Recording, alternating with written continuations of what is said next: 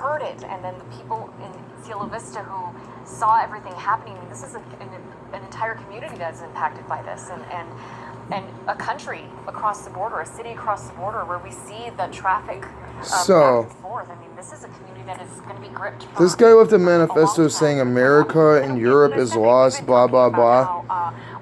How obvious can it be that this was perfect for the left? If this person was pro-white, blah, blah, blah, pro-white people, pro-white America, let's just say he was pro-gun. This would be the perfect thing for anti-gun media, anti-white media, anti-white and anti-gun politicians, the perfect thing for them to point to. So why would any white person do the exact thing they want you to do? Come on. This is obvious. This is what I wrote. Shoppers rushing out of Cielo Vista Mall and the Walmart Supercenter next door, where bodies were seen lying outside. Like I said here, wrapped up in a neat little package with a neat, probably typed out manifesto to back up all their talking points. Again, bad white man bad, white man racist. This is exactly what the gun grabbing, racist against white people media does. Then they go down to El Paso, Texas, and they say there was thousands of people. This must have been like the most Mexican Walmart in the whole country. You should see them here in Chicago on a Saturday or something. Oh my God, there's so many Mexicans.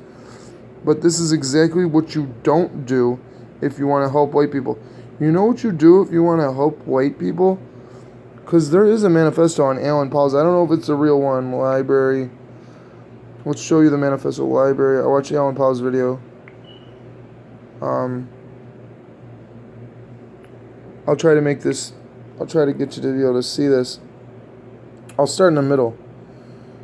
Some people will think that the statement is hypocritical because out of the nearly complete ethnic and cultural destruction brought to the Native Americans by our European ancestors, but this just reinforces my point that natives didn't take the invasion of Europeans seriously.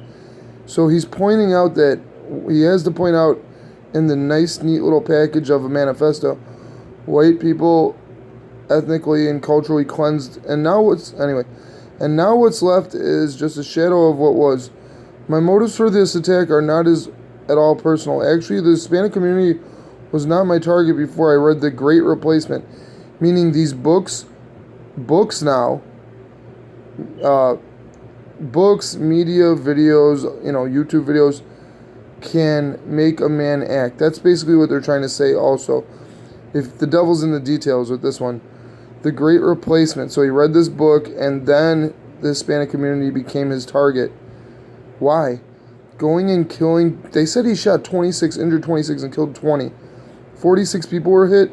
About 50% died. I have hard times understanding them numbers. I'm sorry. They said that the boy. I don't believe Sandy Hook. I really don't. He went in there and point blank shot 26 or 8 or 30 kids in the head, one at a time. That little skinny boy. I understand, people. I'm not going to get into that. Anyway, let's continue with this craziness. My expectations of what response this will generate and personal motivations, and thoughts. In short, America is rotting from the inside out, and peaceful means to stop seem nearly impossible. Oh, I can't see it, fucker. Anyway, you could pause this. We're talking about Democrats, of course, economic reasons. They get college degrees, blah, blah, blah. Republicans support, oh my gosh. Now a bachelor's degree. Look at this thing. It just keeps going on and on. America isn't willing to change their lifestyle, even if the change only causes slight inconvenience. Look at this manifesto. I don't have time for this whole thing. I don't want to bore people. Consumer culture is creating thousands of tons of unnecessary plastic waste and electronic waste. Now he's going into recycling. How many little talking points do they want to cram in this man's manifesto. And now up here he's talking about a decades-old classic, the Lorax. We are being depleted with... This is nonsense. Corporations down here. This is nuts. We'll fast forward. Anyway, if you want to help white people, the point is, you have kids. You raise them to be strong, independent, loving, good people. And you be good to your fellow man. This is exactly what the devil wants. You know I think it's called the Hegelian dialectic, or simpler terms, divide and conquer. They want you to do this. The Mexican people, honestly, can you blame Mexican people, honestly? Why do you think you cannot blame the Mexican people the same way you cannot blame George Washington and the Europeans who came over here, because economic situations in their home country are so bad they have to flee to the New World where there was land. America looks like that to Mexicans. Because all the land gets bought up, the landlords have everything, and then you have a shithole country where all they want to do is have slaves. When the rich take over everything and the economy is controlled, I'm not sure about the situations on the ground of Mexico, but I'm sure it's similar to here. It's just a terrible, terrible thing. They're coming here to try to survive or live a better life. So what this guy did is totally... Of course, murder is never the answer, but this is just... It's almost... this is why I think things are fake. This is why I think they're false flags.